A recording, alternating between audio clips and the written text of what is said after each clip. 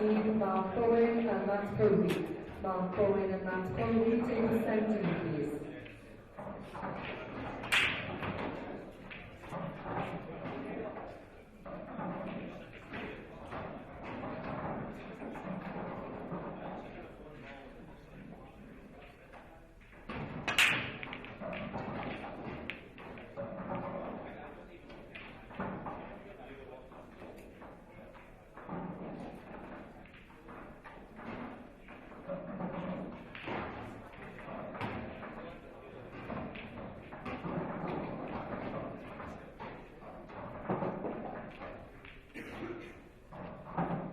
Is either Mark Bowen or Matt Covey in the room, please?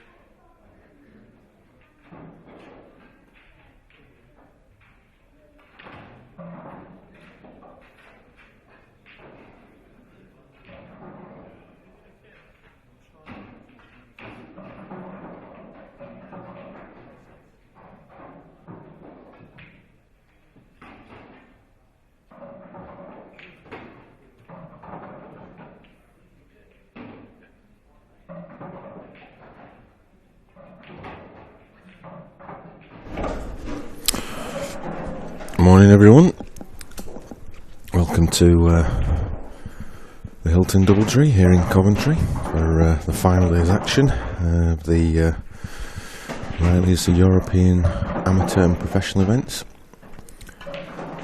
So we're going to be here probably till around, what do you reckon, about 7-8 o'clock, Dave? Is that bringing you all the action?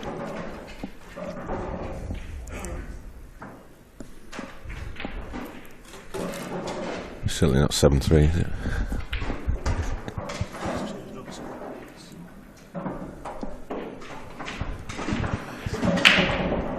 So I hope you enjoyed the action last night, and well done to Rob Donkin, who played pretty awesome, it has to be said, in the final.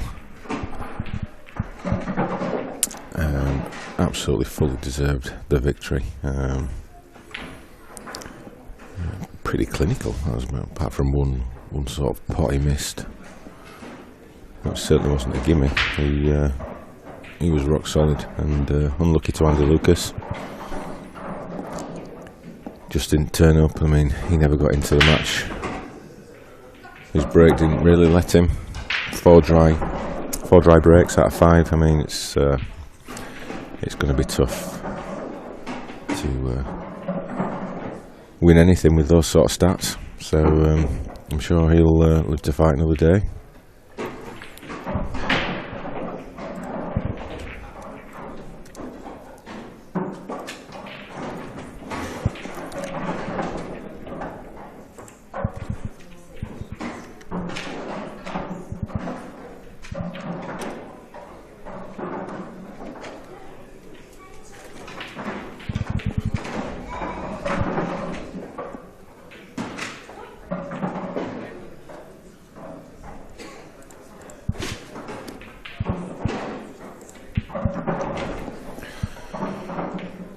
So if you've got any questions or anything you want to fire at me, then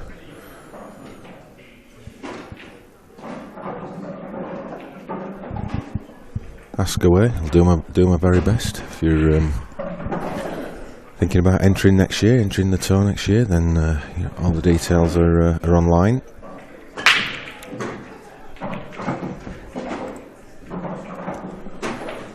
Basically, all you do is you pay your deposit and settle back and relax, and know that you've secured your space for next year.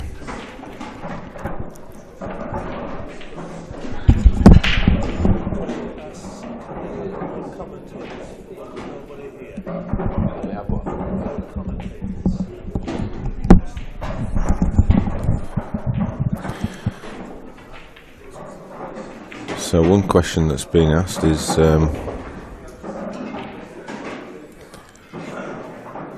can we have remote commentators? That'd be good. So I think anything's possible. It was quite a late night last night. By the time we got finished in the room and everything finished, so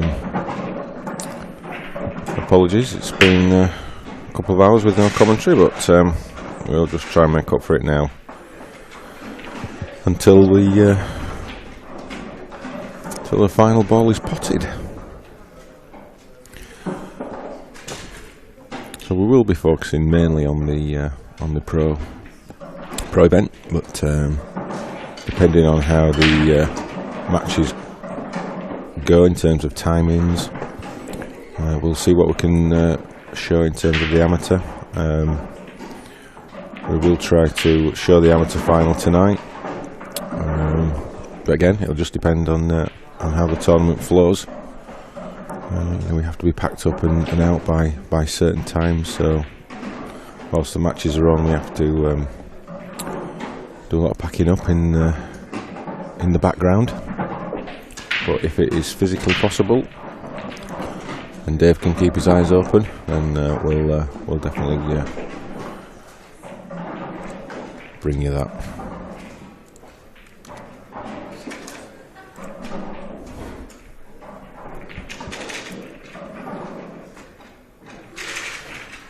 Yeah, the comment, there's some bloody decent players in the amateur. Well, I mean, it's talent in the amateur events is ridiculous. I mean, there are professional standard players in there, as we all know, and you know, it's only a matter of time before, you know, they don the professional ranks. You know, the likes of Boyle, the likes of Arfan Dardy and Ali, Scott Gillespie, Scott Ross. I mean, Jez Graham. You know, could keep on and probably name another 20, 30 names. Strength in depth is absolutely incredible, which is great. Not good for the likes of me. We're coming to the end of their career on the table, if career is the right word.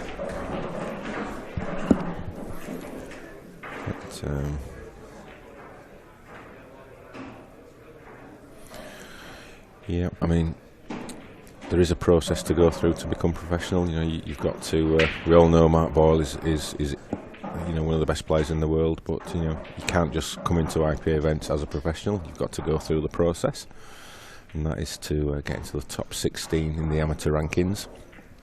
We have changed that this year to make it what we think is fairer. So those top 16 in the amateur rankings at the end of the season will be eligible to turn professional, and their points are gained from their performances in the open and amateur events. So the last event, it's going to be all to play for. We'll try and do some sort of live rankings, which I think we can do with Q-Score, or certainly get something in place for it. So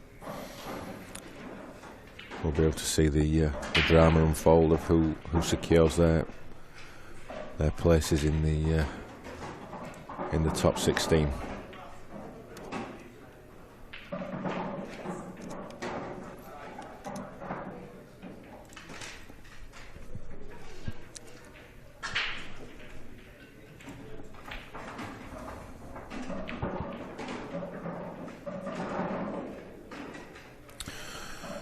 Currently, the plans in terms of the professional numbers, we've around 63, 64 pros, I think just under 64. The plan is to get that to 96 over the next 2 years, so 16 per year, and at that point then we will need to introduce some sort of promotion and relegation system, which we haven't really talked about in depth at this stage. Probably something we'll start to look at back end of next year, but there will be some sort of promotion and relegation system. But how that will work, I'm not quite sure.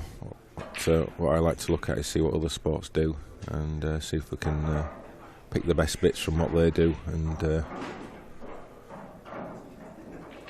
tailor it to what we need.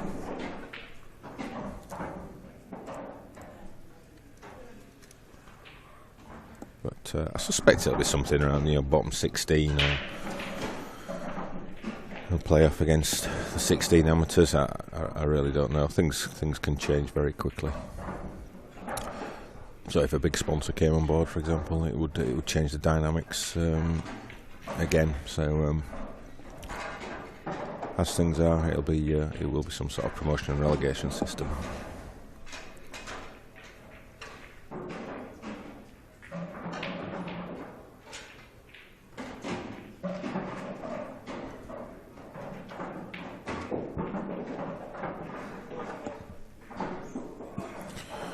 So on the table now, we've got two of the younger generation. John McAllister, the defending champion for the professional event. He won it. He won this European professional event at Warwick last year. So he is the defending champion.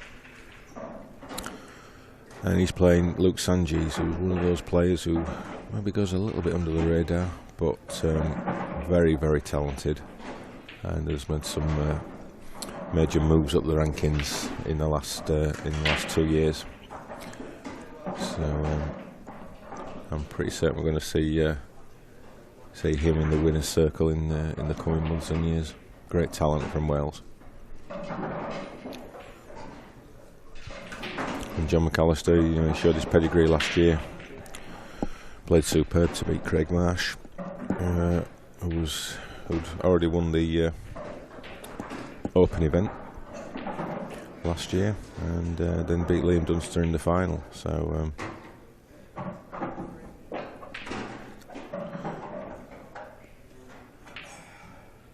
the future of the game is right in front of you.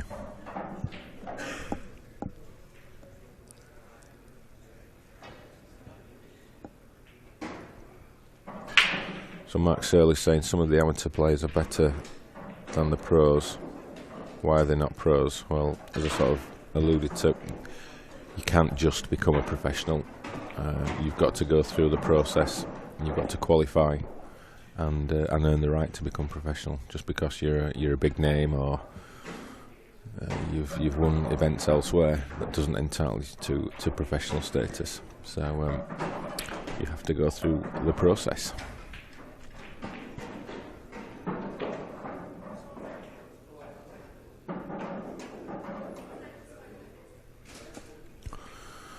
Morning, Ian McKay. Hope you're well.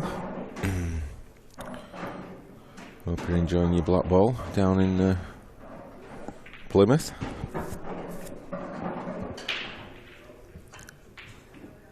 Is that going to drop? No, but the white did.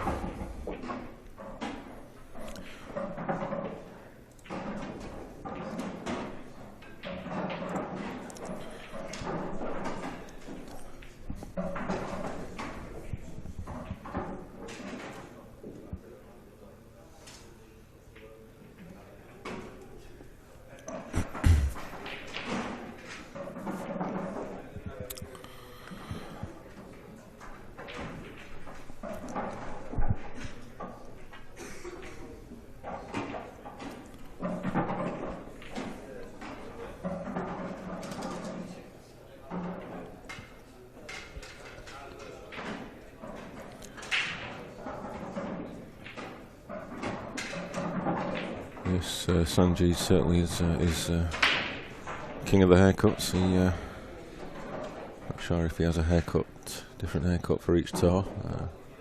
Maybe ask him next time we interview him. But I think it's fair to say he's an improvement at the moment on some that I've seen.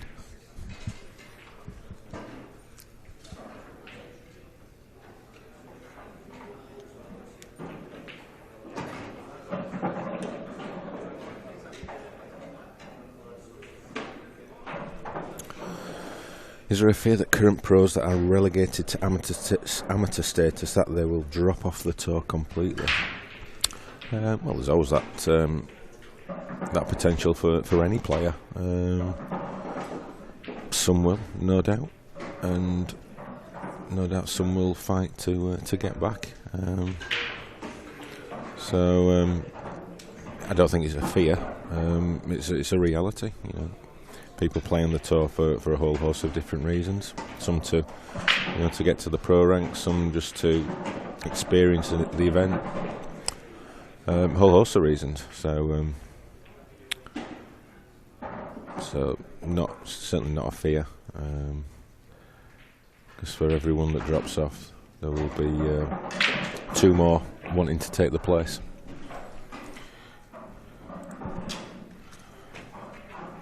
Hopefully, anyway. But I think if you look at the tour where it's come over the last 2 to 3 years, it was a struggle early on, but now with 244 players, I think there were in the draw for this event. Well, that was only something we could have dreamed of 2 to 3 years ago. So hopefully we're doing something right. And hopefully we'll continue to grow, not so much in terms of numbers on the tour, but to grow, streaming, website, Facebook, all those sort of things. They're the things we need to focus on now.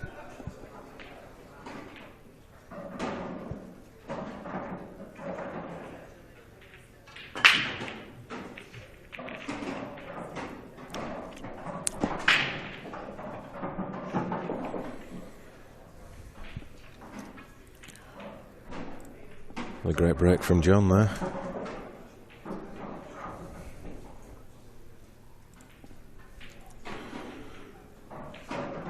Morning, Gareth. Glad you're enjoying the streaming. Yeah, Ian's raised the point that keeps being raised, and I've seen it a few times, particularly on Facebook, that the skill shot should be nominated. So, what are my thoughts on that? Well, personally, I don't think it should. I think there's a case for renaming it. I don't know, combination shot. I don't know, but I think to change it would change the dynamic of Blackball, and why shouldn't there be a bit of luck involved? You know, you tell me a sport that doesn't have luck. If people want to, I call it clinicalise the game. I think that takes out some of the drama, and you know, if we're eventually trying to get this sport on TV, you know, we need drama, and why shouldn't we have a little bit of luck here and there? Just my thought. Just everyone will have a view on it, but I think it would change the aggressive nature of people playing Blackball. Maybe building a little bit more caution, and I think that gets away from what Blackball's all about. So just my thoughts on that.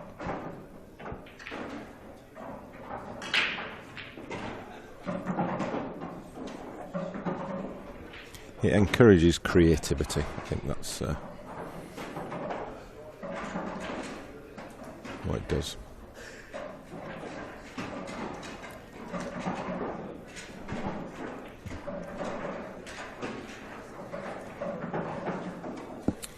And just going back to the rankings, those players that do have the option to turn professional at the end of the season, they are not forced to.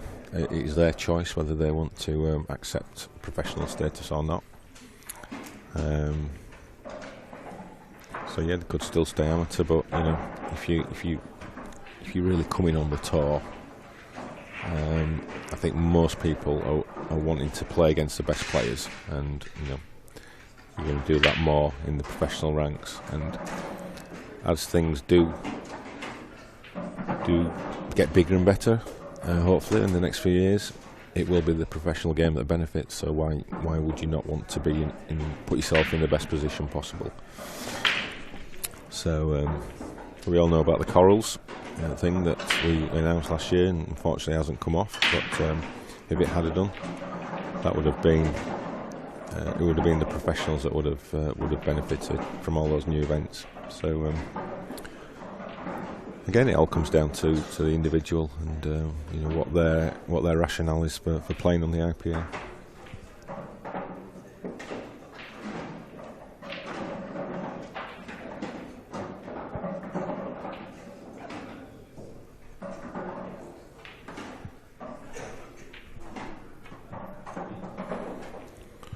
So I'm going to class that as an unforced error.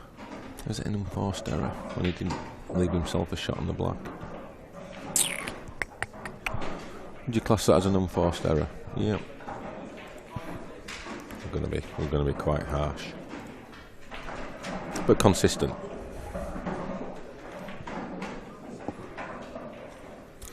So anyone who wants to join the tour next year, all the details are on the IPA website. You'll see an advert on the right hand side. Just click on it and it'll take you to the information page, where you'll hopefully find all the details, although people keep asking questions that we don't always have covered, but most of the details will be there. And yeah, just simply pay your deposit. The payments are staggered, so the cost next year is £480 for entry fees, so you get 10 events for that in total. So even I can do the maths at this time, it's less than 50 quid an event, which I think for what you're getting, I'd say is pretty good value. And then the hotels are on top, which if you're sharing a twin, couple of nights bed and breakfast in these nice hotels, I think, is £96, if I remember rightly. So that's unlucky.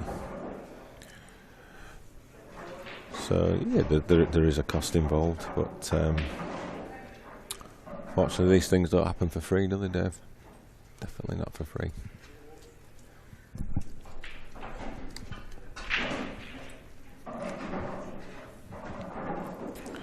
So if you pay your deposit now, I don't think you make another payment until December, I think.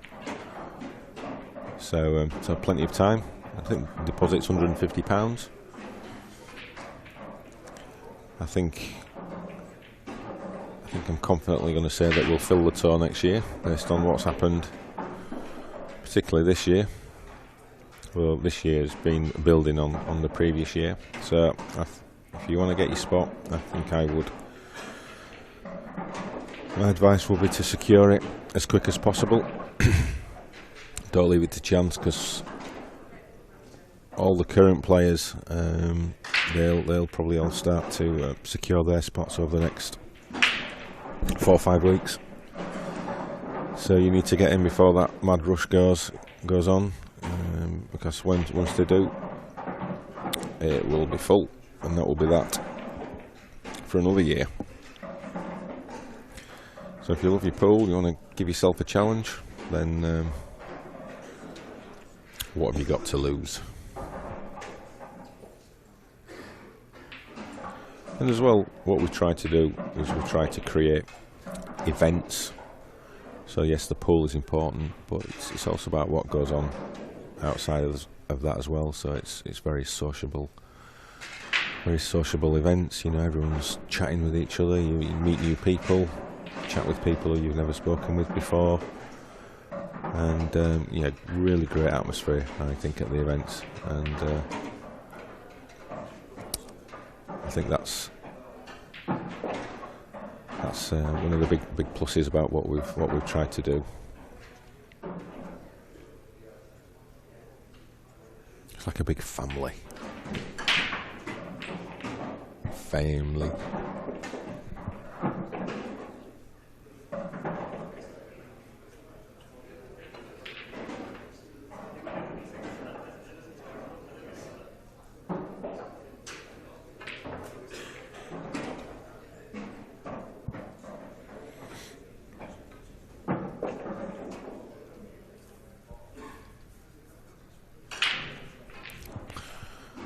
So, chance for Luke to get on the board, which he does.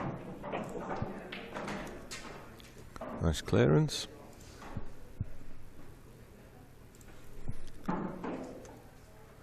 So we'll show you these new stats that we're starting to develop.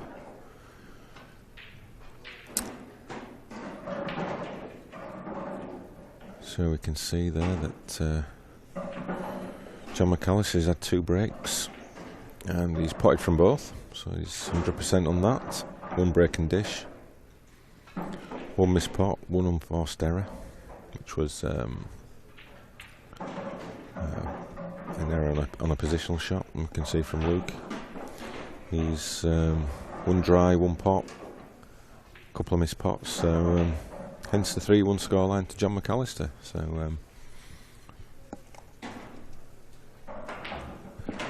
So that tells the story of the first four frames.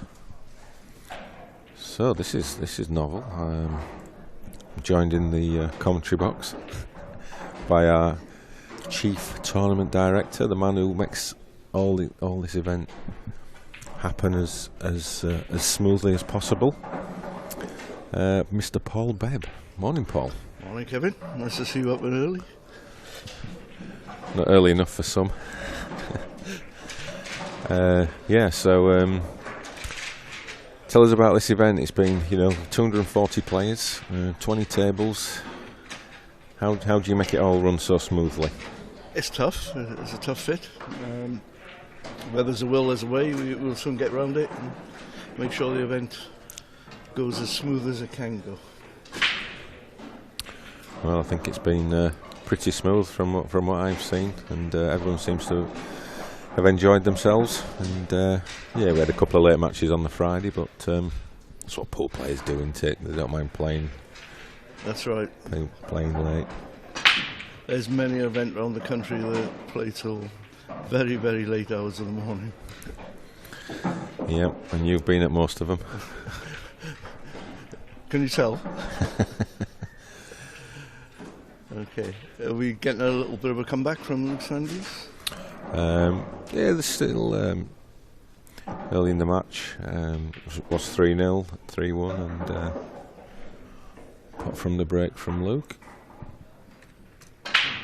So keeps them at the table. So have you enjoyed the venue, Paul? It's the first time you've been at this venue? Yeah, this is the first time at this particular hotel. Yeah, it's fine. Everything's nice and compact. You can see everything. It works with 20 tables, and possibly a couple more next year.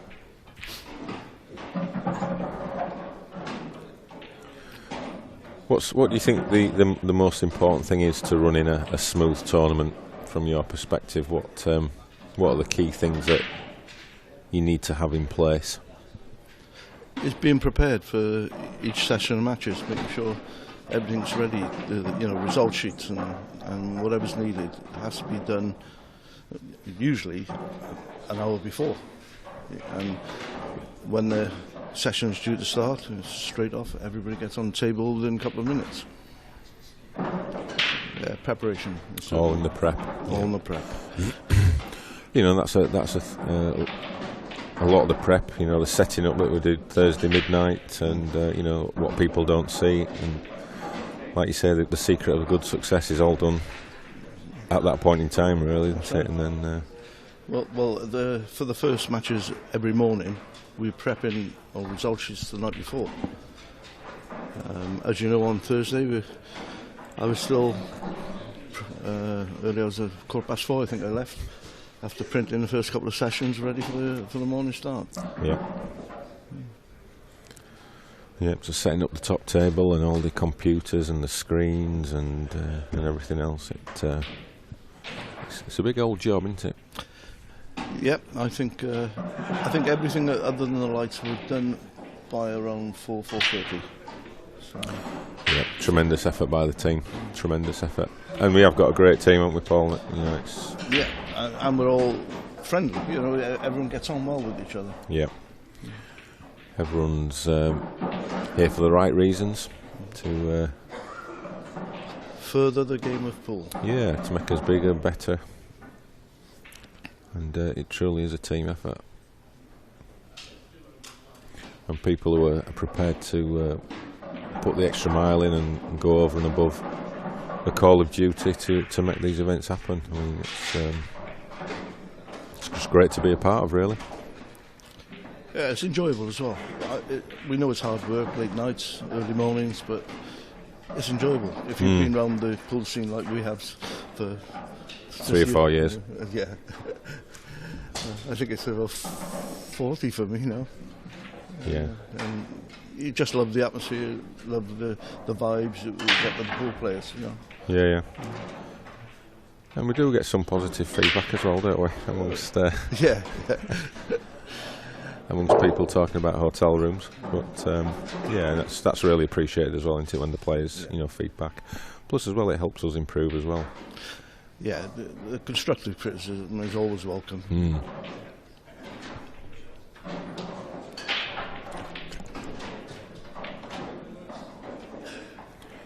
Yeah, absolutely. We don't know all the answers. We don't get everything right, and but if people, particularly players, help us along the way to get. It's usually just the small things, isn't it, that just can grate with some people, and rightly so sometimes. But just those little things can make all the difference, and that's what we're always trying to do. We're always trying to improve and make things slicker and better, and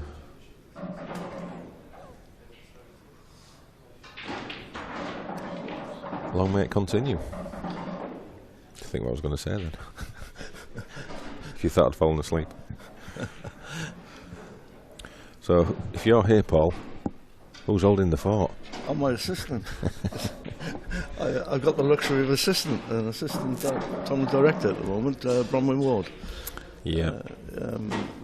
Someone I've known for a number of years, and she's run events in Wales. I've helped shown her the way, and yeah, she knows what she's doing. She's fine. Yeah, Bronwyn Ward's the mother of top IPA professional Simon Ward, and another great addition to the team. Certainly brings a bubbly personality to our top table team and to the event, and that's important in itself, isn't it? You know, it creates the right culture and atmosphere for the players, so they feel that they can come to you with queries and problems, and know that they're going to get listened to, and not just be treated like a piece of rubbish, like you know has happened, you know, in at other events. When a lot of the northeast lads who came from changed allegiance to Blackball, that was the one thing that they said, that they couldn't believe they could speak to us at the top table. You can't even go near the top table apparently in the other organisation. What, there's another organisation, well, is there? If they're still in existence, I'm not sure. Yeah. Wow. Oh. I think he tried to pinch a little bit of the pocket there. So you're from Wales, Paul, and you know Luke. Have you seen him play? Have you heard about him? Oh yes, yeah.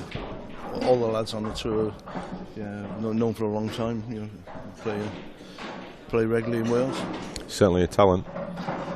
He's got a lot of talent. I think sometimes, yeah, he seems like he's a little nervous. And if he can settle, he'll show his true colours.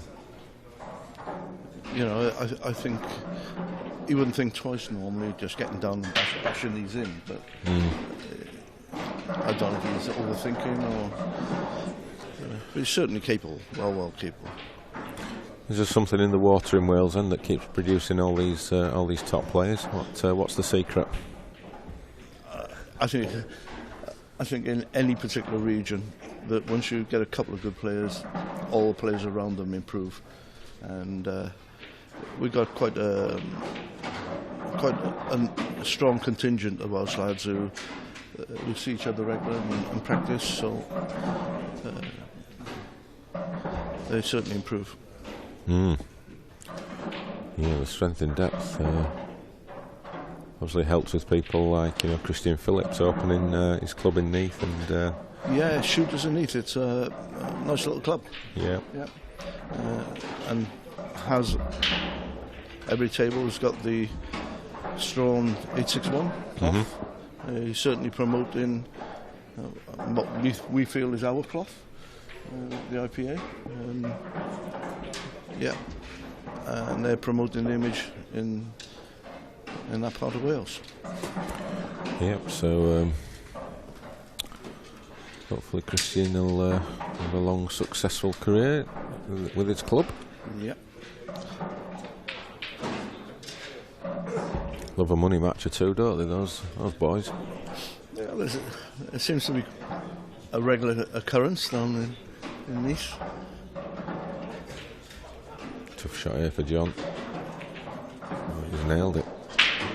Great shot. So you've seen a lot of pool players in your time, Paul? Yeah. And who would who would you say in no particular order, your top two who you've enjoyed watching or working with, whatever your criteria is, over the years? Who? That's a tough question. Yeah, it's I wouldn't like to pick two, to be quite honest. There's a host of names I could throw in the hat, who I've seen, you know, regularly over the years. There's Ross McInnes era, the Dave Dolman era.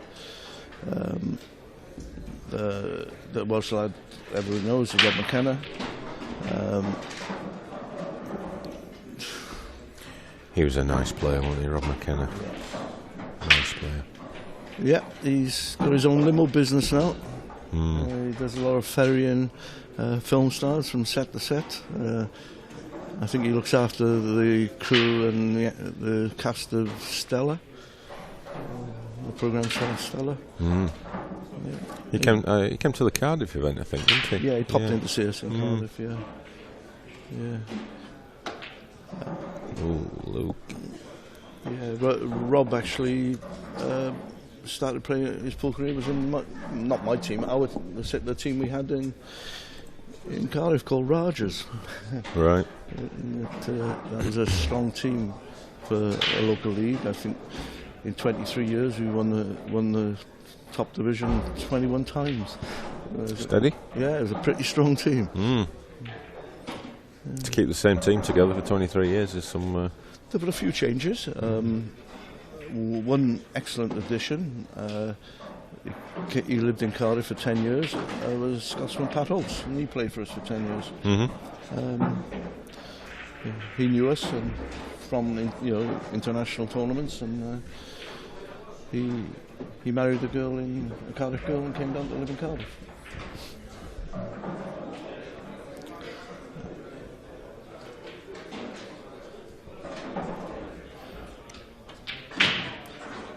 Other big names from the past, Maltese Joe Barbara.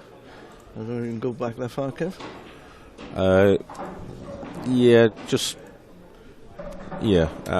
I never saw him play. I think I met him once. Maybe I used to go to London quite a bit when I first started playing. I don't know why. I used to have lots of events down there, and I used to do quite well. Places like the Angel and Edmonton, Orpington, yeah. Yeah. Well, we must have bumped into each other then, because I used to go to all those events as well, but we didn't know each other. Yeah. I'm trying to think the Mark Hewitson's club that he had in. Is it Barking? Barking Pole Club. Yeah. Yeah, we still love going down to all those events from Leeds, and it was very new, and everybody just got into it very quickly. And it's a good show. I'll tell you, one of the first tours a few of us from Cardiff went to when we played on was a northern tour. Leeds was played in Leeds years and years ago. Can't even remember the name of the club. It would have been in Pudsey, I think. Because there used to be the North. It was called the. What's it called now? Was there something called Higgins run it? It was the guy who had York Stamp Exchange. That's it. Yeah. Peter Arnott. Peter Arnott is one of them. Yeah. Peter Arnott. Yeah. Was it like the Northern Pool Tour, or I can't remember. That's something like that. So that was sort of the forerunner to, I guess, the IPA. It was that would have been mid-80s, mid to late 80s. Yeah. Yeah, that was the first tour that really caught on, I think. Yeah. It was one of those where if you knew Peter Arnott, and you were going to be late getting there, if you rang him up and said, "Oh, I can't get there till 4 o'clock, Peter," he'd probably put you in the quarters. Yeah, it was all a little bit who you knew then. Yeah, we've had a few of those characters over the years involved. I think it's now run on a much fairer way than it has been in the past. More professional. More professional, that's the word.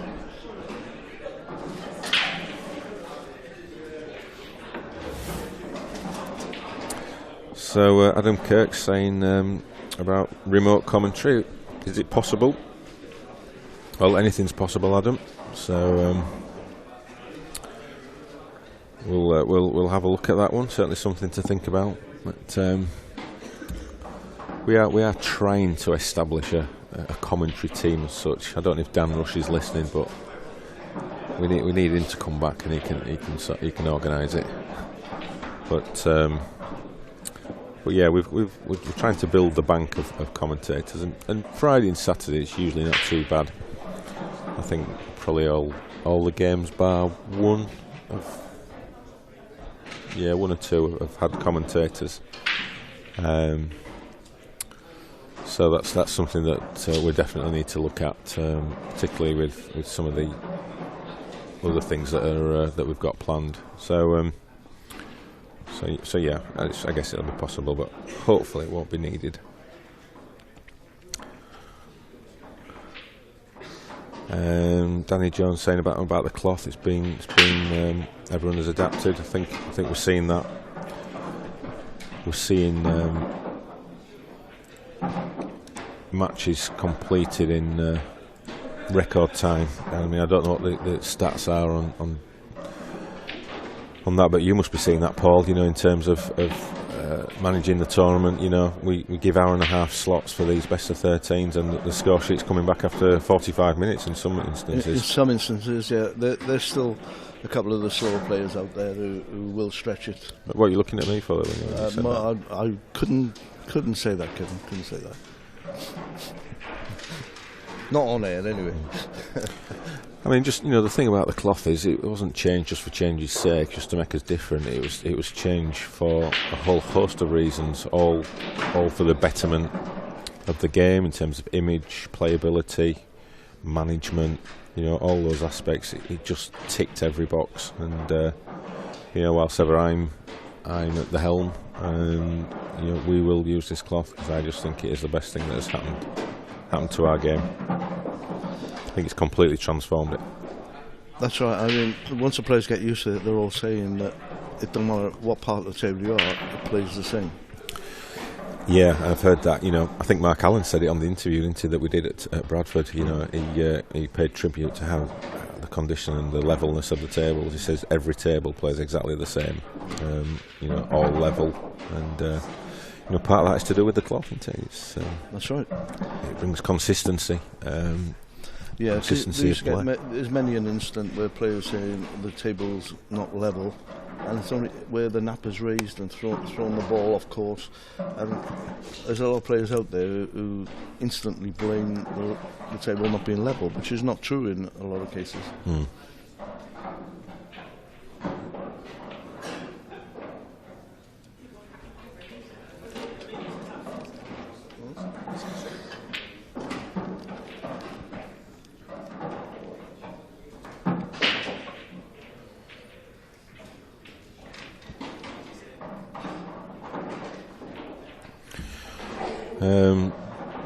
According to the players, what do you think needs to improve with the IPA?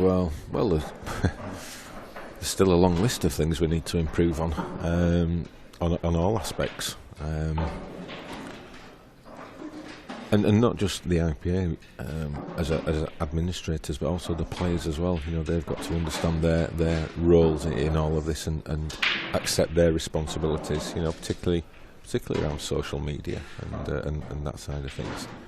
You know, it's everyone's got to play their part in this. It's not just about, you know, me or the organisers within the IPA. It's about everyone pulling together. And if we all improve, if we all up our game, both on and off the table, then it will be to the betterment for everyone. So yes, as organisers, there's things that we are always looking at, and if you ask any of the team, you know, that I'm always trying to push and look for improvement, and it probably gets annoying sometimes, but you know, that's what it's all about. You know, we're not ones for standing still. Yeah, companies out there, you know, looking to sponsor are not going to sponsor any organisation. Are not professional in the way they conduct the business, you know, and if the players and ourselves, we can all improve. If we can do that, you know, we might attract some of these big companies. Yeah. What a great shot there from young Luke. Yeah, he just got down and smashed it in. Yeah. Follows it up with the black. Now that should give him a bit of confidence. Yeah. So I don't think there's major improvements. I think it's small incremental improvements that we need to you know, watch the double again there, right in the pocket. Great shot. But yeah, always looking to improve in all aspects.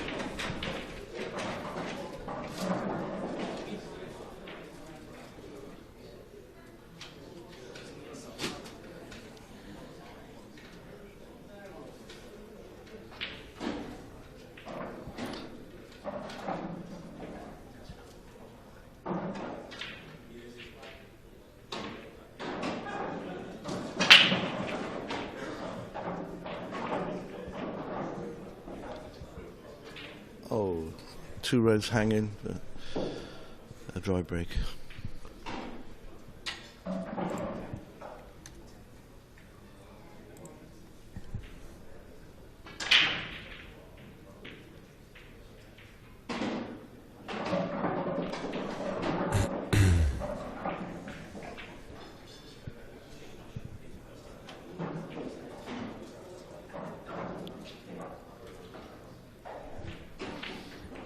I think the local lad, John there, is mapping out which way he's going to attempt to clear up.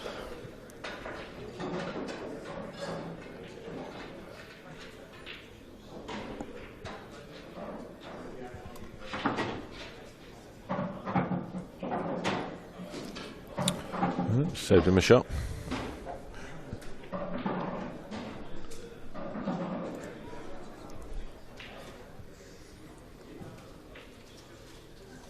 So not an easy finish by any stretch.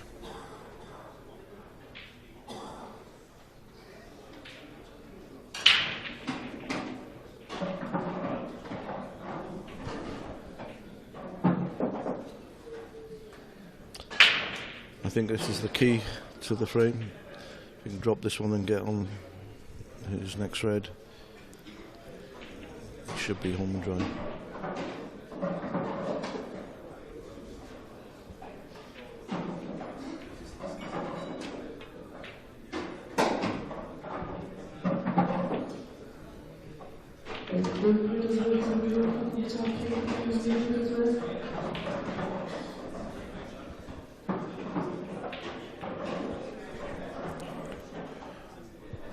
Just played it well.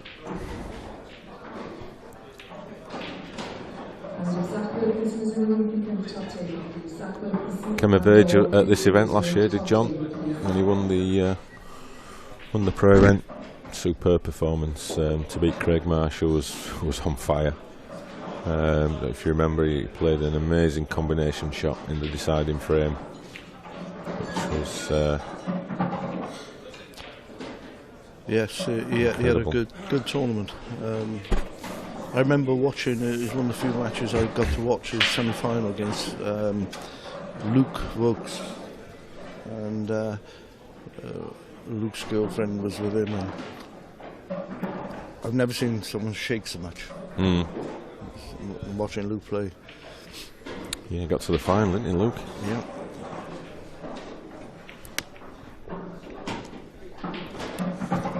Played that well.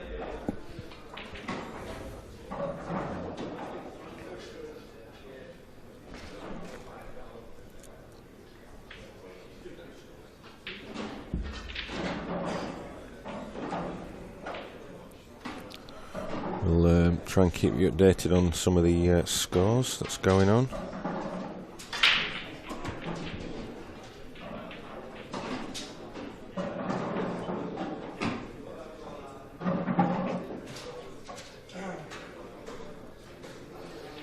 He's left himself a tough black.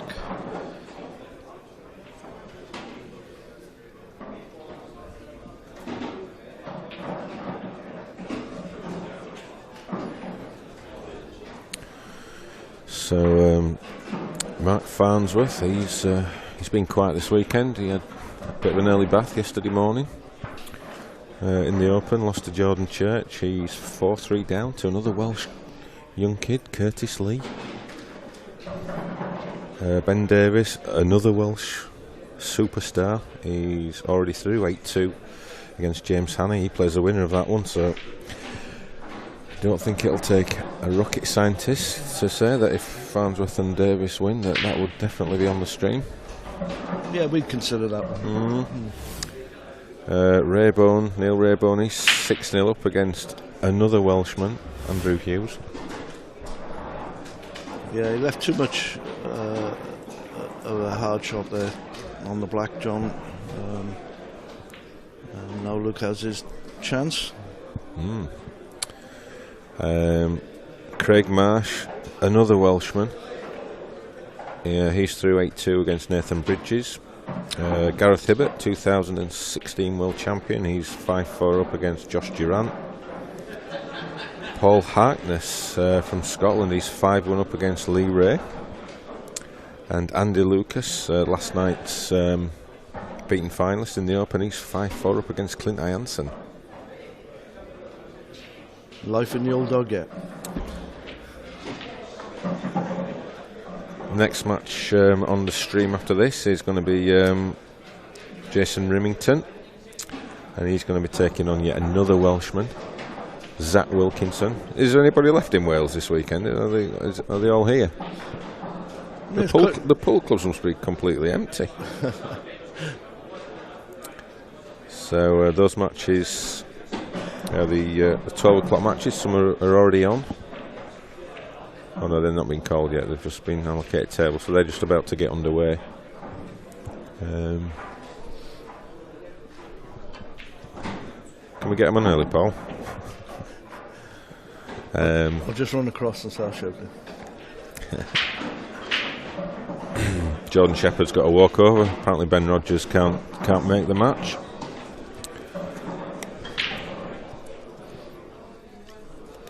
So this is going to be virtually frame ball for Luke. Just going to plop it in, screw back a touch.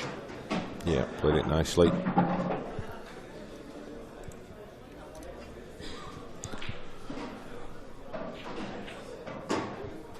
So a couple of errors from John, and let Luke back in.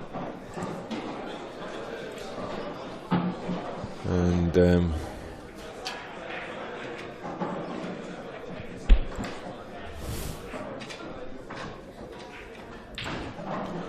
you can see on the stats board that they've both started to miss a few now. 4 missed pots each. If they're in the club, that figure would probably be down at 0 and 1, but here in the pressure cooker, playing under the lights. It's like Blackball, isn't it, with all these lights Dave brings. Yeah, Dave's forever improving, adding new toys. He has been busy, hasn't he? He's been very busy.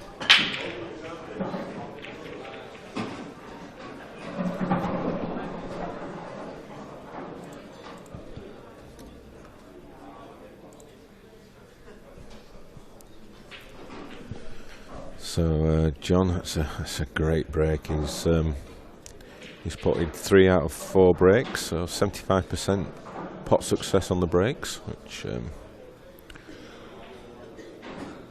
unfortunately Andy Lucas didn't have that stat last night. He was at 20%, and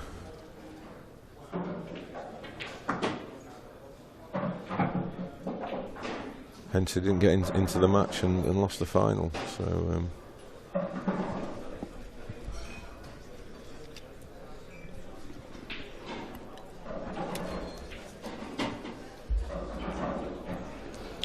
using a fair bit of check side to get on the ball down the rail.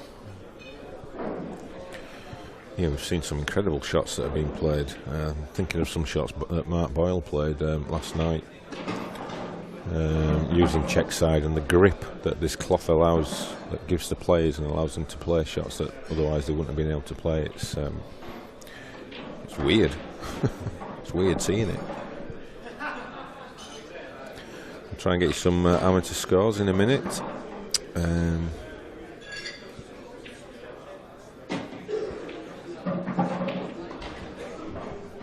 Okay, 12 o'clock matches. On table 7, Liam Dunster and Andy Burton.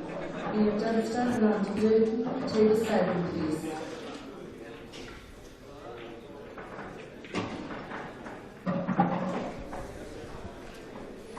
Table 15, Simon Ward, Greg Batten. Simon Ward, Greg Batten, table 15. Table 19, Stephen Campbell and Jack Wheeler. Stephen Campbell, Jack Wheeler, table 19.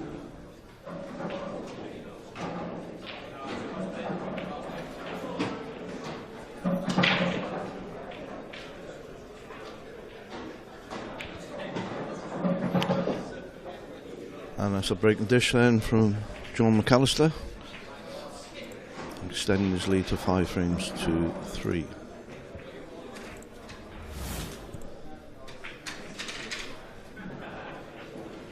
Nice easy black. Well, I all like them.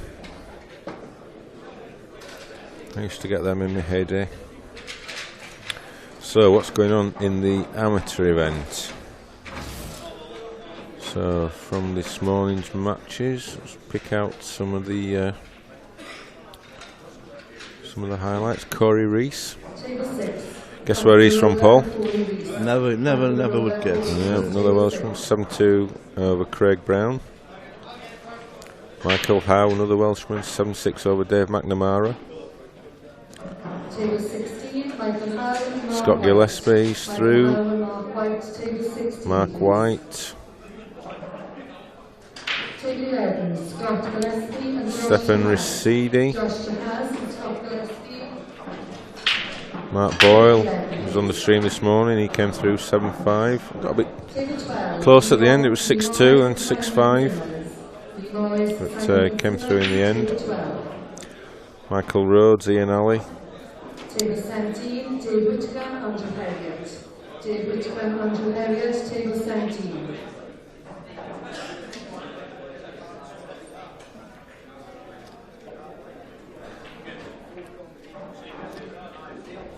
So Luke Sanjis is into the frame. He's got one from the break.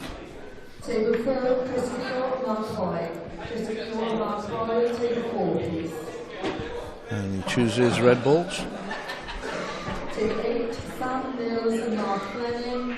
Sam Mills, Mark Fleming, table 8. So the matches that have been called are the last 32 of the amateur. I think we're in for a long day on the amateur, Paul. Yeah, I think we probably finish a little later than usual.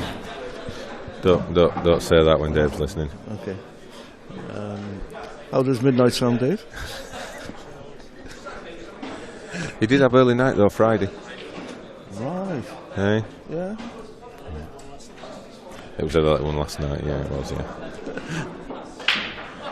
But it's very, very rare you get an early night, is it, to be fair, and we did treat him, didn't we? Yeah. Because we could have put another match on. Yeah. But it was quite, noticeable that the stream on the Friday, how quick the matches were. I mean, we had 9 matches scheduled. I mean, they just flew by, and then we put another one on afterwards as well. That's right. Yeah, we overworked Dave. Underworked him. Underworked him.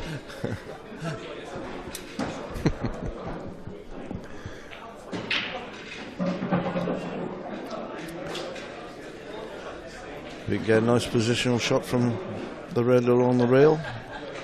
It should be plain sailing.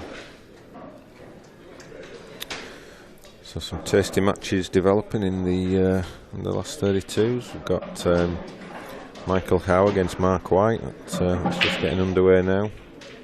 Scott Gillespie, Josh Dewhas. Simon Fitzsimmons, he's in there. Mark Boyle, he's playing Chris Keogh. They've just started. Ian Alley, Michael Rhodes, that's going to be a good one. Afandad, Brian Halcrow. That's a break and dish from Luke Sanjis. He pulls the score back to 5-4. That's his first one of the match, so that's come at a good time.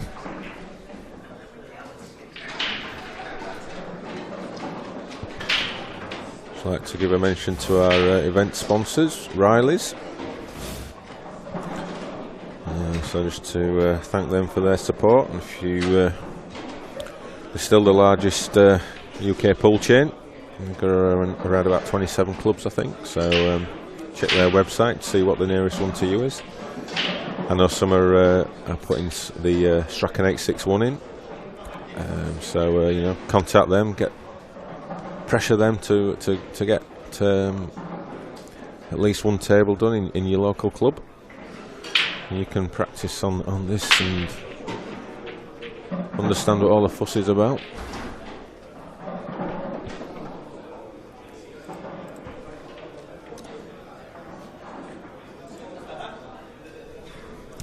I can genuinely say, as a pool player, and I have been in the past, that this is the best cloth I've ever played on. I just think it's absolutely incredible. Yeah, it's been weaved, hasn't it, for the size of the ball, so it plays truer. When we've had the previous napless cloth, which is designed for the bigger balls, it wasn't quite as good. It was a little too fast with a small ball, but this one is absolutely superb.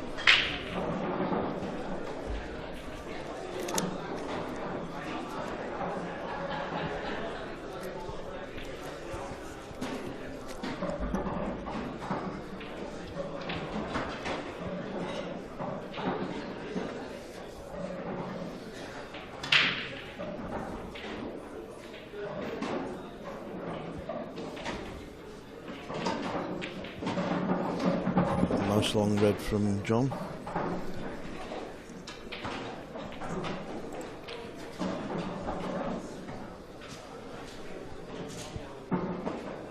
Tricky plant, if that's what he's going for.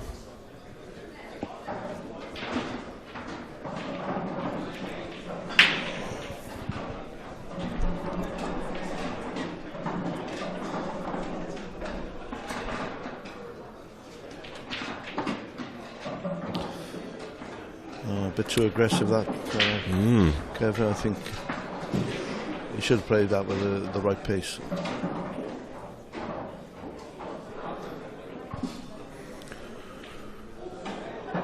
John McAllister, he came down to BBC Coventry in Warwickshire with myself and Jack Whelan for a spot of interviewing on the radio. I think he hopefully enjoyed it. It was something a little bit different. We were interviewed straight after the people who were there talking about the Coventry Scarecrow Festival, so we know our place. Yeah, it's a bank holiday Monday, Dave, if you fancy it. It's in your diary, yeah.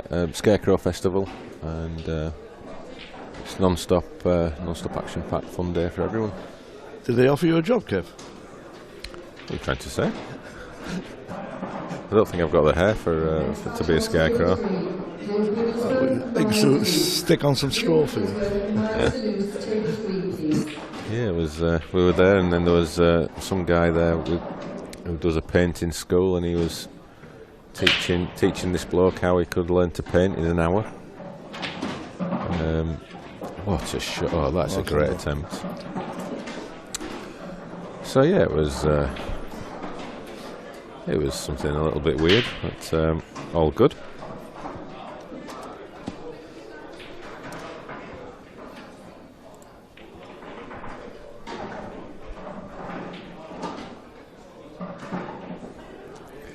I think you can, if you want to listen to the interview, I think it's available on playback or whatever they call it. So if you've got 5 or 6 minutes spare, you want to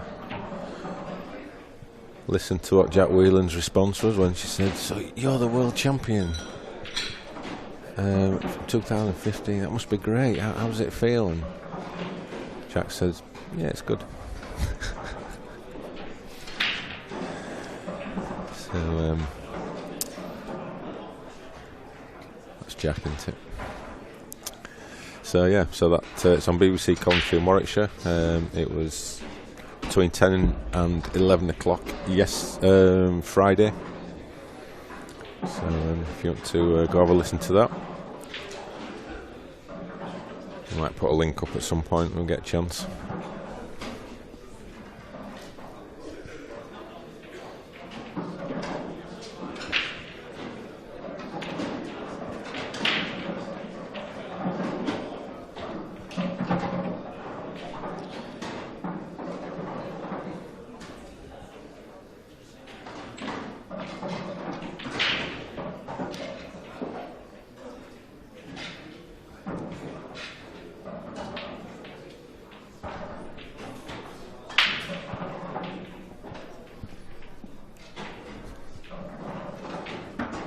So Luke, it's a nice shot. He seems to be striking the ball a lot better than he was earlier in the match. Now, if he makes this one, it'll be the third frame that he's mopped up after John's miss. Yeah. He's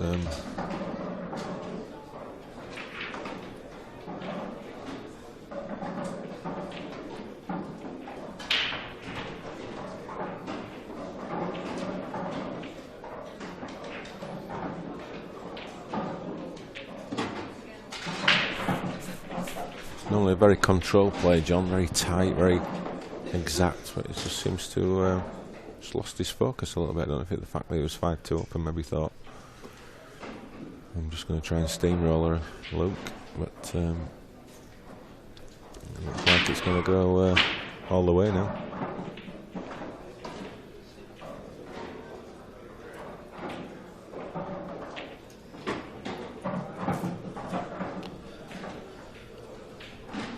Good nudging from Luke. Yeah, good knowledge. He used his knowledge to know that because he was hitting that quite hard, it was going to throw the white a little bit more than normal. Just to push that yellow towards the corner.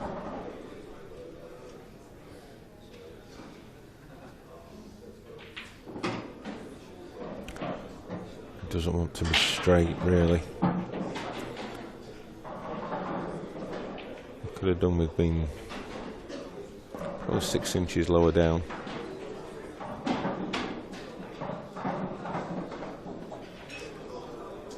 Should be okay. Just to run this off and on the cut on the rail. Yeah, that's okay. Needs to get into this white. Screw off that side cushion right across with the black into the same pocket. And these shots are a lot easier on this type of cloth. You can really just stroke this in and let the cloth do the work.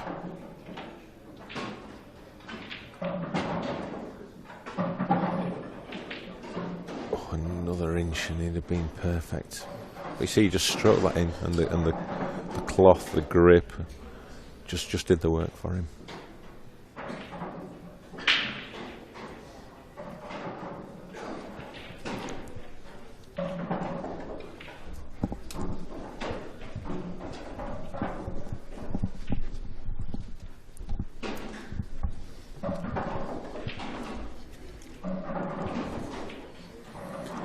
And he's wobbled the black.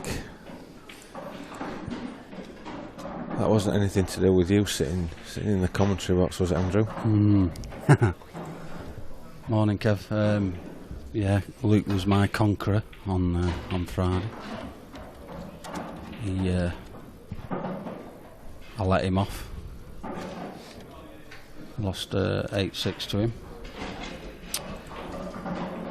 Had a horrendous roll off on these poor standard conditions.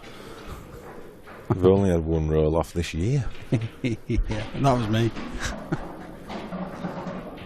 It's always me. Big shot. Very big shot. Tuesday's well done, eh, John? Yeah, it's just been missing a few recently, though. Yeah. Not missed that one. No. Nice nudge. Good to see you in the com box, Mr. Bebb. Yeah, I don't get much chance. Now I've got an assistant. That's it, yeah. Get a few extra chances.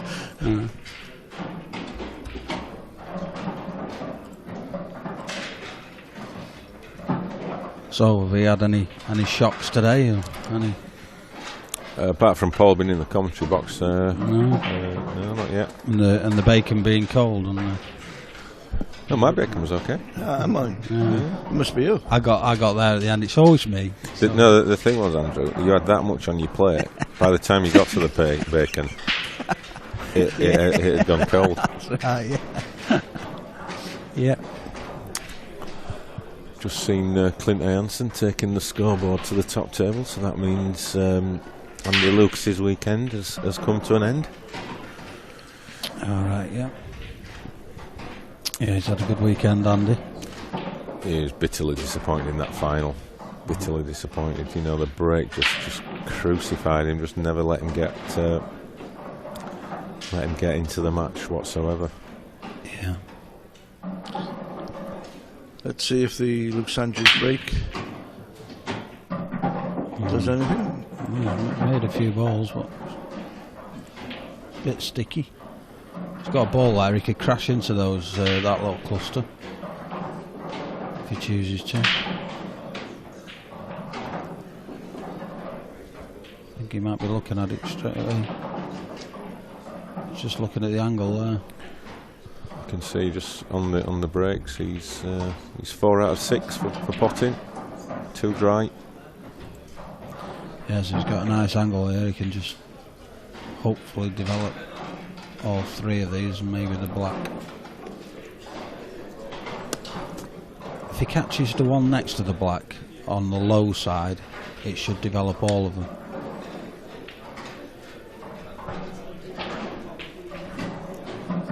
He missed that red I was talking about, and he's pushed one relative should say. He's still got the one to the middle, which he should be able to screw across and develop the one he's just put safe. So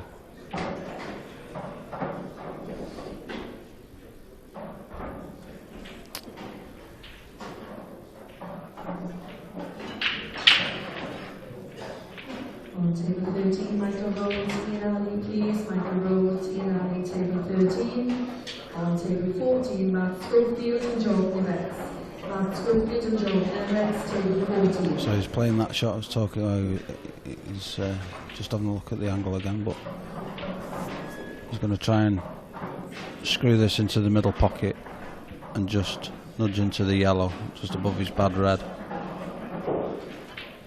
And he's missed it. He's missed both. He's missed the pot and the cannon. So Mark Farnsworth is turning things around against Curtis Lee, 6-5 up. And I can see he's at the table. Neil Rayburn 7-4 up on Andrew Hughes. So a bit of a comeback there from Hughes. It was 6-0. was it? Right. Yeah. Gareth Hibbert's beaten Josh Durant 8-5. Okay. Paul Harkness, he's finding some form, 8-2 against Lee Ray. That's a good win. Clint Hansen, as we said, he's just won in a deciding frame against Andy Lucas, 8-7. Oh, cool.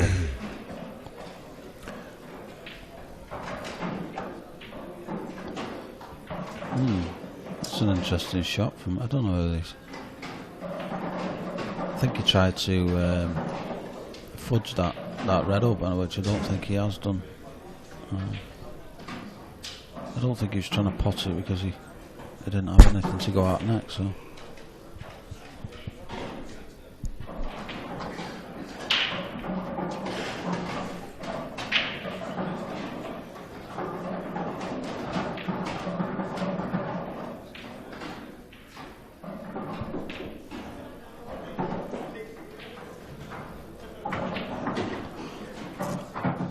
Just gone for the. That's unlucky. Yeah, I think if he's got any sort of angle now, he can screw straight back off this and have another go at developing that. So Yeah, if we can just see on camera 7 when Luke moves out of the way, see what sort of angle he wants to screw back and try and screw onto that yellow. yeah, he's got the angle. Flick the yellow out. Perfect shot there. Yeah.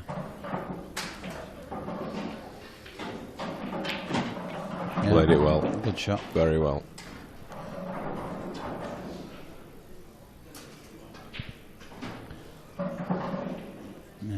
showing where he wants to leave his white for the black, because he's got to come on the low side. So. On table 18, Alphonsard and Julian Slater. Alphonsard and Julian Slater, table 18, please. Can switch back to. Oh, we can leave it on that camera angle, can't we? Okay.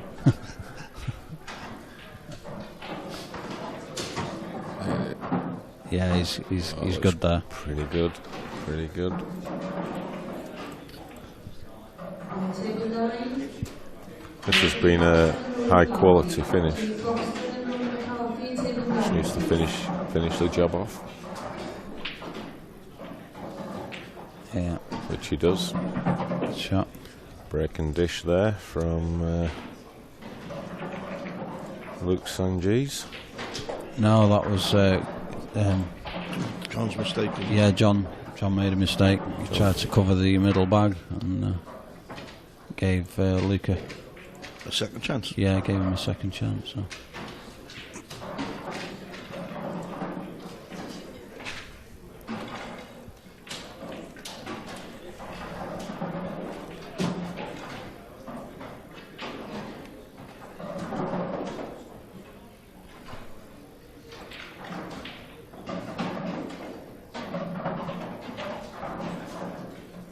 Look at that from a different angle.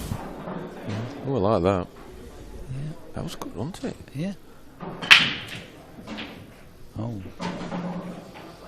Didn't catch them the best, John, but made a ball. Might just might sacrifice going for a finish here. Might just try and take control of the table somehow. But,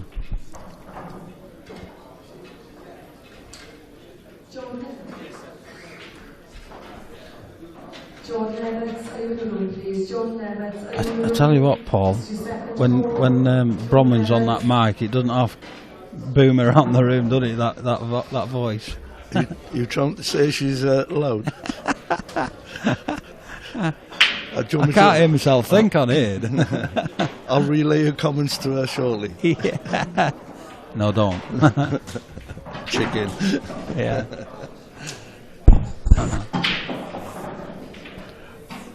So John potting that yellow, he's he knows he's got control of the table because he's got a yellow covering that top right hand corner, which stops Luke from. So you might see him either roll one over the bag down the bottom here to get a bit more control. What he's done, he's looking at there. Hit the one on the rail. Yeah, that's got the same effect. Yeah, it's. I didn't think he'd go all out for a finish there. No need to, really.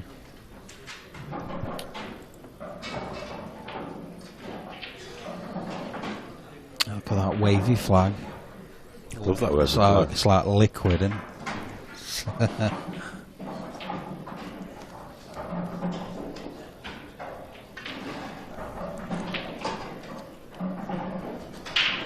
Talking to a couple of players outside, they don't want to go home.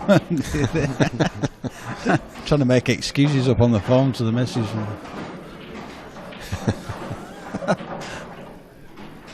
It can help us pack tables away then if they're that desperate.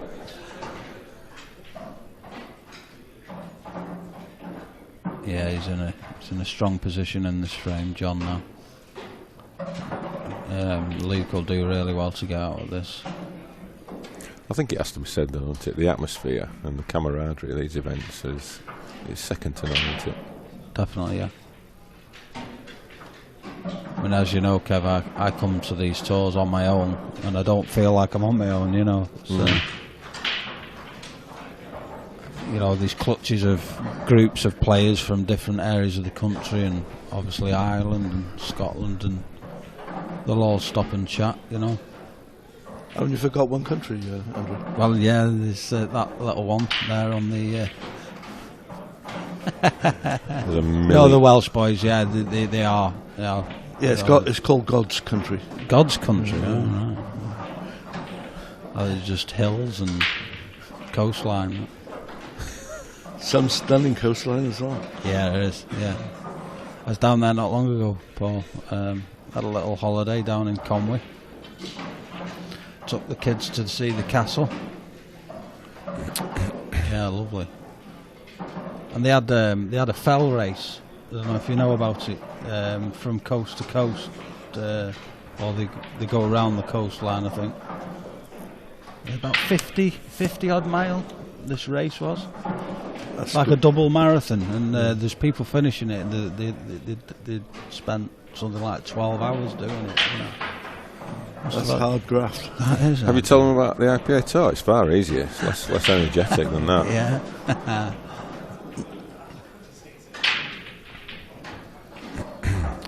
Wonder what the mileage of a pool player over the weekend would be, walking around the table. Well, we need to get one of those Fitbit things. Yeah. It's no good putting it on us because we're usually out after the first round. Maybe we could have that as a stat. Next steps done, Dave. Is that one that we can? Steps done. He's not listening. Is he? Yeah. It's ever since you mentioned that breakfast that you had this morning. It's distracted him. Yeah. He's not allowed breakfast in Dave. He's got to have. He has prepared meals. Oh, right, okay.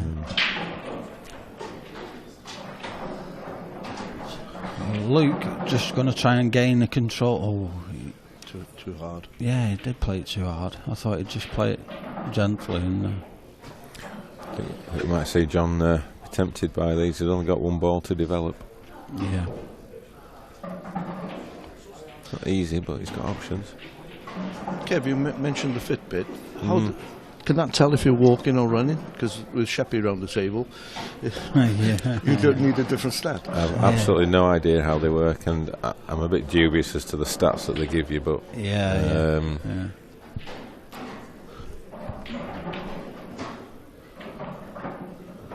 He's just they do a job. Just keeping Luke at bay here.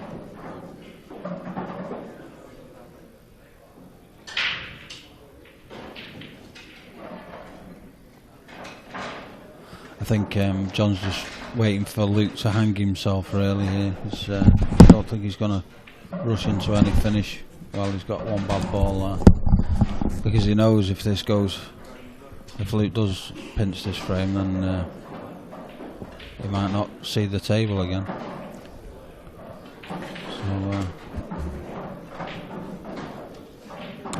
Yeah, the next match on after this will be Jason Rimington, Zach Wilkinson. So that'll be coming up. Both players just waiting in the wings to get on. Zach was your conqueror, wasn't he? Kev? Yeah, it's a good match to be fair. Yeah. Marcus Phillips is asking you, Paul, shouldn't you be retired by now? Cheers, Marcus. I love you too. But I have retired from playing yet. Certainly not retiring from organising because we're not letting him. Yeah. He hasn't checked the small print. It's lifetime, is it? Yeah. And longer. Yeah. We'll take that ASBO tag off you and and the time's right. When your voice goes, that's when you can. Well, he can just leave that to Bron. Yeah. There she is. Look, she's here. Look, talk of the devil. Yeah. Well, your ears burning. We're talking about you. Very powerful voice. Very powerful. Should be an opera singer.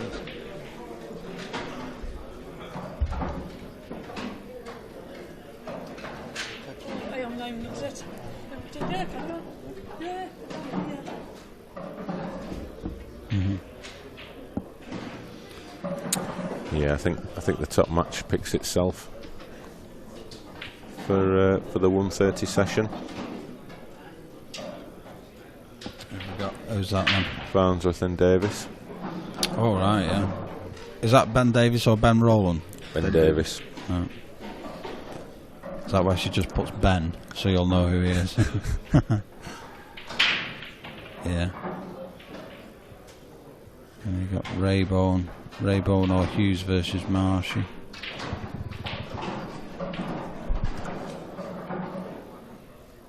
Well, that could be a good one. If Whelan versus Sheppy.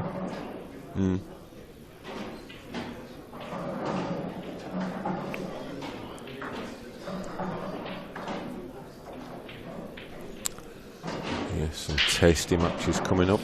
Yeah, certainly.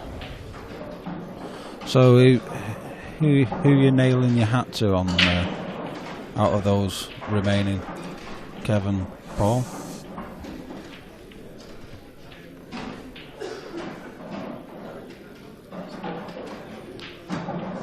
Well, I think Sheppy's going to come through the bottom section. Okay. And he's going to play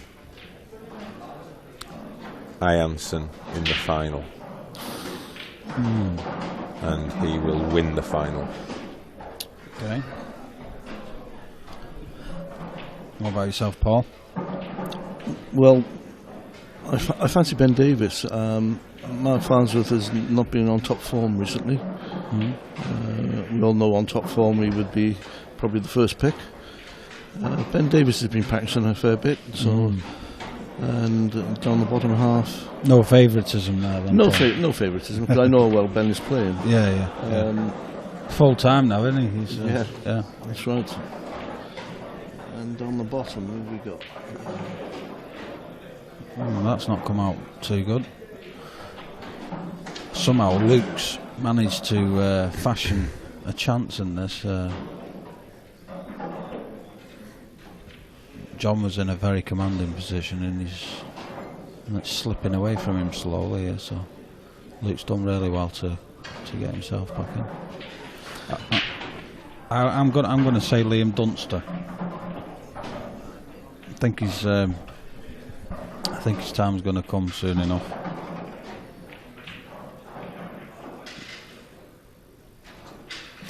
The bottom half, I can see 3 or 4 possible. Yeah, all playing reasonably well. Ward, Whelan, Raybone, Sheppy, Dunster. Yeah. Let's toss a coin, I think. It is, yeah.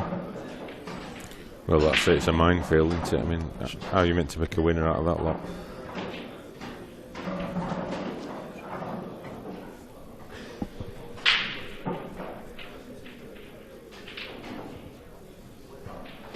So I think he's gonna push this yellow up towards his over his red, over the pocket. Good shot. He really has. He's turned this frame round. Was that a good point as well? Yeah, it's a good point. Spot there, on. Yeah.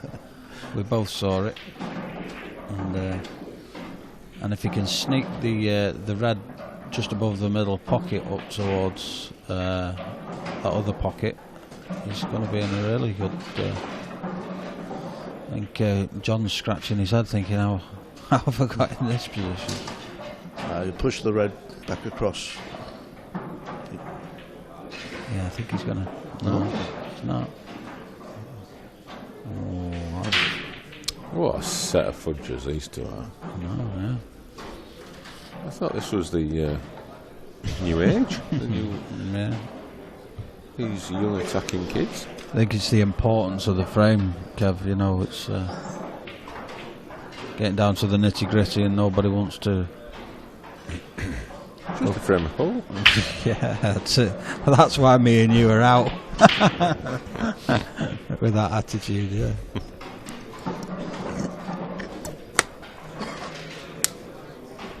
Oh, that's a great shot.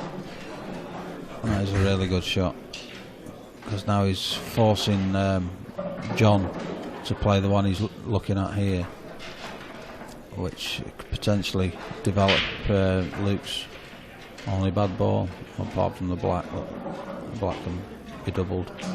So he's done that. Oh, and been a bit lucky there. He's Snip and took this one, isn't it? yeah. I really admire the way Luke's gone about this frame, because I thought he was pretty much dead and buried earlier on in the frame, and turned it around. He's got options here, hasn't he? I think he might drop the red nearest the yellow on the left-hand side into the middle, try and leave an angle on the red on the other pocket to disturb the one at the top. Yeah. It's all about how comfortable he is with doubling that black, or if he can use the one over the bottom left to run over and develop it. So the alternative shot is open up the red, which is covered by the yellow. Yeah.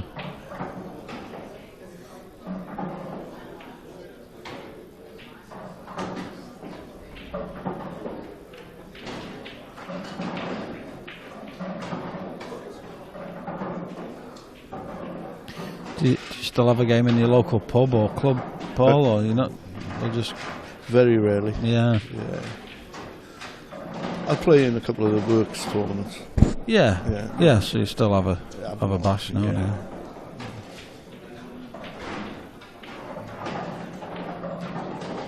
No, he's not ready to go for it yet. Yeah. Just getting his bad ones out in the open. All the while he's got that top right covered there. If he tries and keeps John snookered on that ball, so stopping John from developing it. Is he looking to squeeze the white down the cush? No, too much angle. Yeah, I think he's played that on purpose to stop the double on the black. It's good, well thought out. Clever shot. Yeah. Will he try and knock the black off? Oh, he's not even trying. No. It's just going to be in the top of those two yellows, I think, on this shot, similar to what he's just played before. Yeah, try and keep him snookered on everything but this one, and that's. Like, just try and keep Luke snookered on the rest of his balls and force him to pop this one over the bottom left. But Luke can get another bad one out here. The one just above the left middle. That's a shot. I mean, if he gets that out, then he's got an option on his next visit to attack. Yeah. And John's thinking the same thing as well. He just wants one opportunity to pot and develop that bad one. He's choosing to try and cover that top pocket. John just needs to get either one of these two out. Probably the one on the right is the only one he can see. Yeah. Do you think sometimes you can get carried away trying to cover pockets, and then once you've got them all covered, and then you've got nothing to work with, have you? You know. Yeah, he just needs to keep his balls open, because he's got to keep being aggressive. Yeah. And look for his.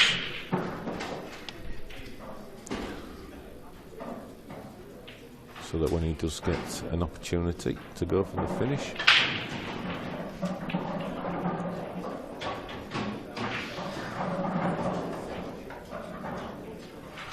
This is where Blackball rules keep you on your toes, because you've just got to look for every creative option that your opponent can look at.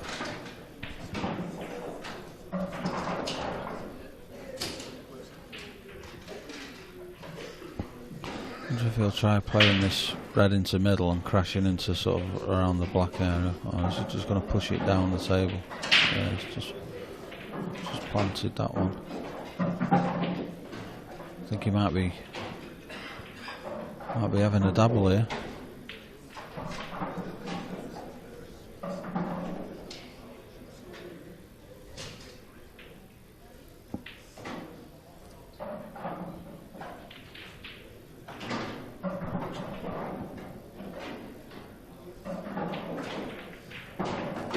Oh, it's not come out good. It would be on the inside of that yellow.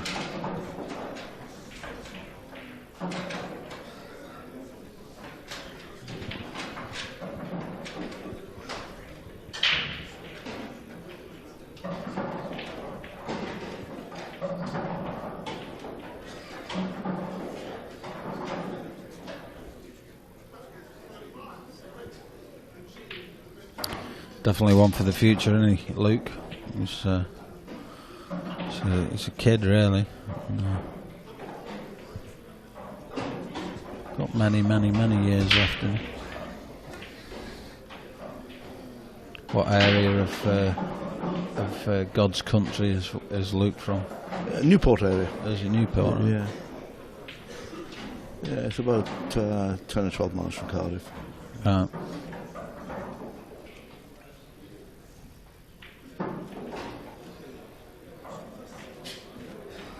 On table 1, Connor Jones and Ben Rowland. Connor Jones and Ben Rowland, table 1, please. So is he going to play this and try and land flush on the cushion, just screw back the one to the top left, and then use his last one to try and develop that black? I think he's committed to it now, so he's he's just flicked that out. That's a good shot. Nice shot. He can use the yellow as a stopper now to float that red in, and then it's all about that last red and developing the black.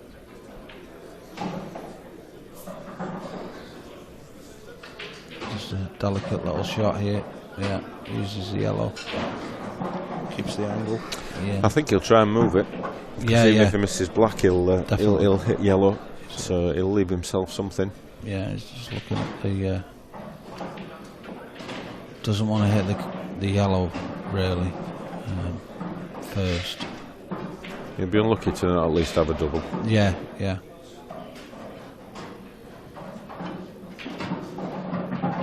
Oh, that's a great shot. He just flicked it out. That's exactly how he lined it up as well. Yeah. Big shot. Yeah. Big shot. Just composing himself. Getting down to play the shot.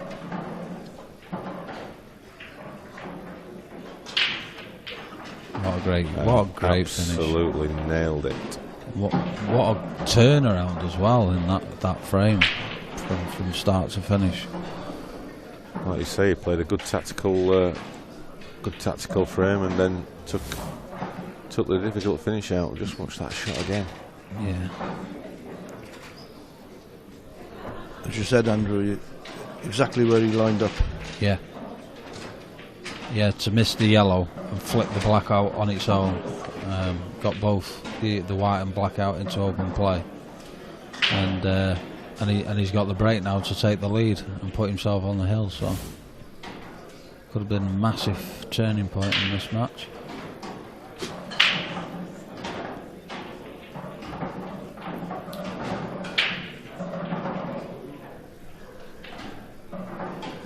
Yeah, the three commentators there, the good, the bad and the ugly. I don't know which one. Which order's that in then? I know I'm the good, so I don't know. Good at what? I don't know. I'm good at transporting tables, that's all I'm good.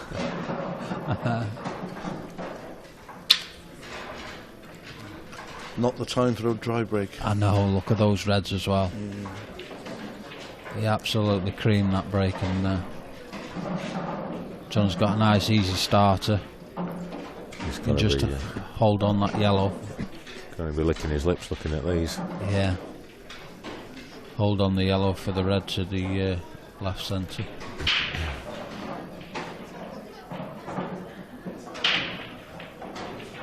No, he's gone through the gap, but that's still okay. Yeah, what a great chance to go back in front, and then he'll be breaking for the match.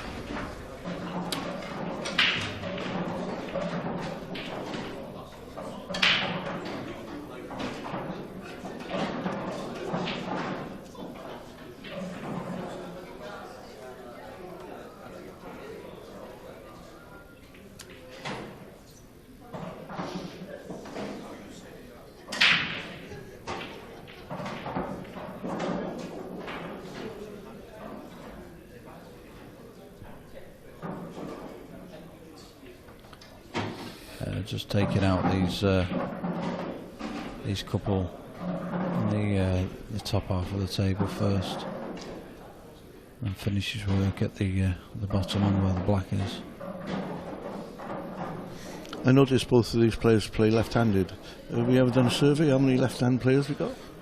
They always seem to cue well, don't they, left-handers? They always got that sort of glidey sort of, yeah. You never see a bad left-handed player. Yeah, it's true. It's like the footballers. We always had those footballers at school that had that sweet left foot, you know, like a... Nobody says who's got a sweet right foot, do they? Yeah, yeah.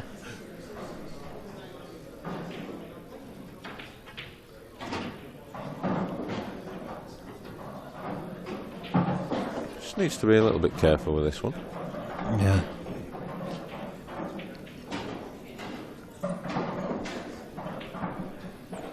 This is the only shot that could go wrong, really. That's right. As long as you don't hit another ball, you Yeah. should be okay. Yeah.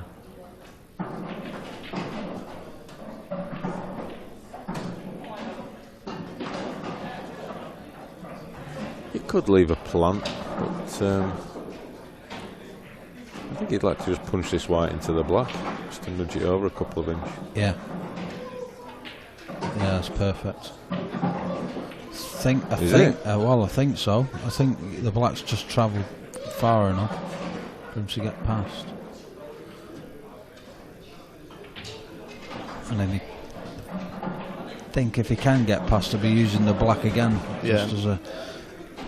Oh, we can see on camera 7 that looks mighty. Mighty tight. Yeah. Yeah, I Just think be able to get enough in. as they're coming off around the other side of it, I think. Yeah, good shot. Perfect. Yep.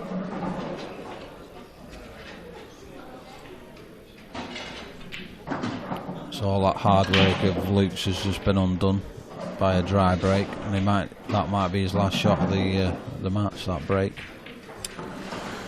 Timely time for his first reverse dish of the match. Yeah. I hate that term, reverse dish. What's that all about? It's a new thing, that, isn't it?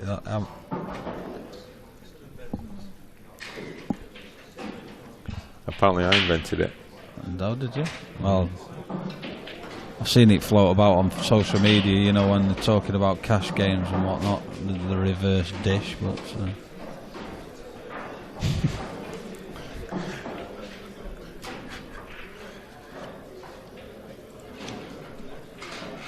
So, John's last break of the match, either way. Yeah. He's potted from 5 of his 6 breaks so far. Yeah, he's got a monster break. Where's that white going? Oh, he's dry. Oh, he's unbelievable. And that could be his last shot of the match. Yep. Because look at those yellows. His second dry break out of 7. Wow. It's not the time to have, is it? You want your dry breaks early if you can have any. And Can go for either here. yeah, definitely yellows for me, just because of that red just below the right centre, and the red sort of around the bolt line only goes into one pocket, so definitely yellows for me. He used the yellow on the bottom right for his last ball for a position on the black, so. Just keep good control of the white here, and it should be a deciding frame and loop to break.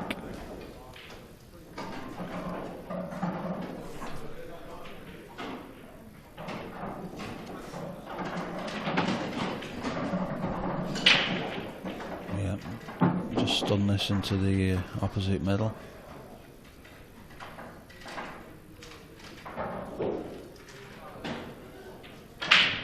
Looks very composed around the table. Well, both players do, to be fair.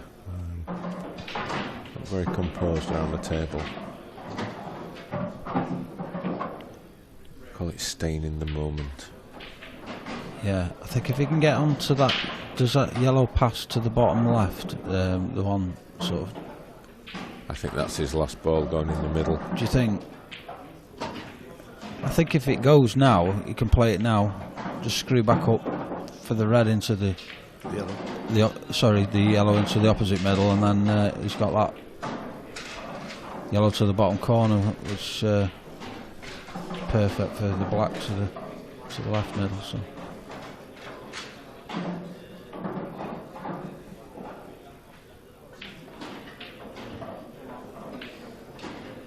Yeah. It's perfect. Now then. Yeah, I don't want to be on the tight on the cushion. Now then.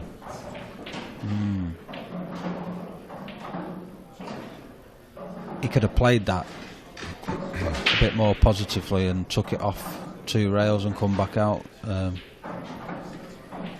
think he can probably top it through and. Well, I think he can just run it through and the first red below the yellow just hit the left-hand side of that red as we look, just to leave himself. Oh, he's digging down. These are dangerous. Oh, he's lost a white. Oh no, it's all going on. Does it still go in the middle? It goes in the top right, I'm pretty certain of that. Yeah, he only has to just get a little soft contact on it and just glance off it, really. He wants. He just play this plain ball, come in behind the black and up into the top right-hand corner. Yeah. Just trying to move it. Yeah. Well, it's a good shot. I think I'd have probably played the position onto the top right, but it's... yeah, it's the way some people see it.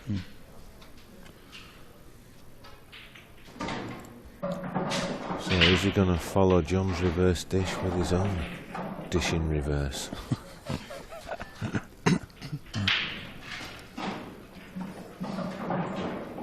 Reverse dish should be when they walk backwards around the table. Looks good. Oh, Looks no, good. no. Oh, it's just at the top. Look. Drama. Wow.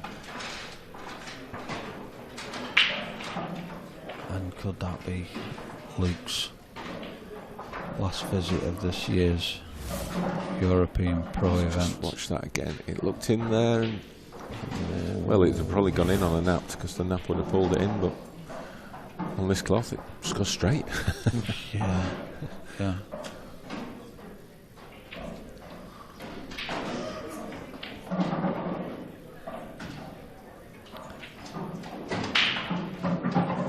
was a bit half-hearted. Probably going to have to take the right middle now, but I thought he might use that right middle just to drop on the one that's on the cushion. So. In these situations, they're never straightforward, are they? Finishes, even looking at it now, it looks quite relatively easy, but they never are. Could take the one to the bottom right and screw in off the cushion to leave himself the red at the bottom. No, he's going for the right middle.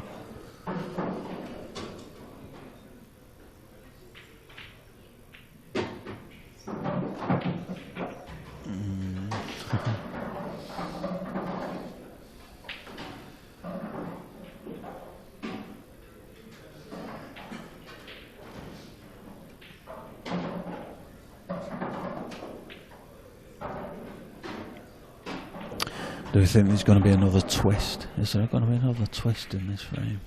It's got to be, hasn't there? Well, it's going to come down to one shot somewhere along the other. I mean, there's one on the rail.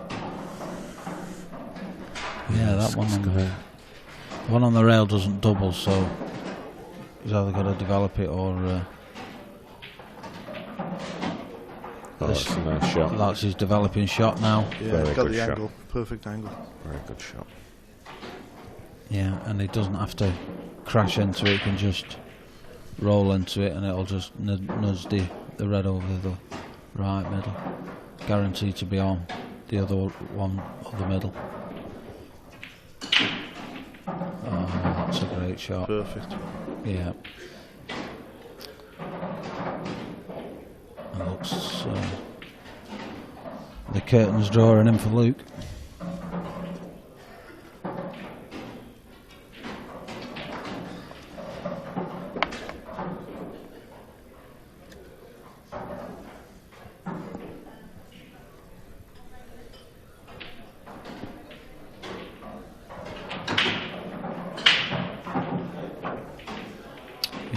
punch this off 2 rails, come back out into the centre of the table, or he can might be able to check it up off 1 rail and just come back down to the centre of the table. I think normally he plays 2 cushions, John, in these sort of shots. Yeah.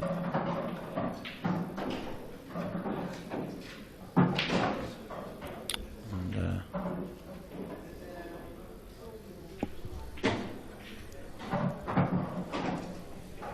well done to John McAllister.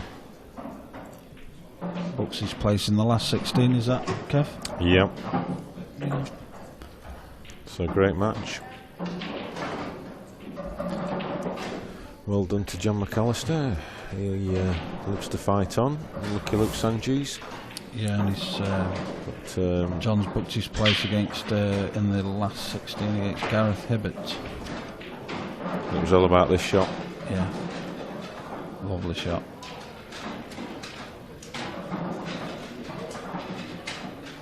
Nicely controlled, and then just routine. Okay, so the next match on the stream will be Jason Livington and Zach Wilkinson. Zach Wilkinson and Jason Livington on the stream table, please.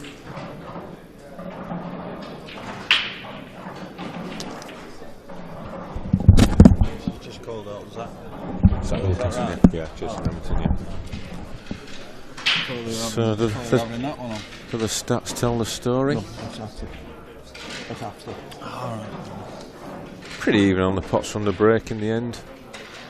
Yeah. John slightly edged it.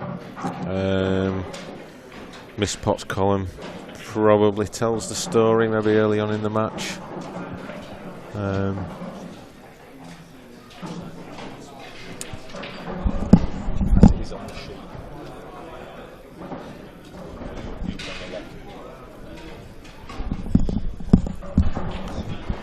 Can we get a word with John? Can we grab him? Come just.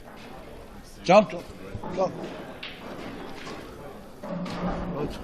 I'll leave you, gentlemen. Thanks a lot, Paul. Oh, causing chaos. Headphones flying all over the place.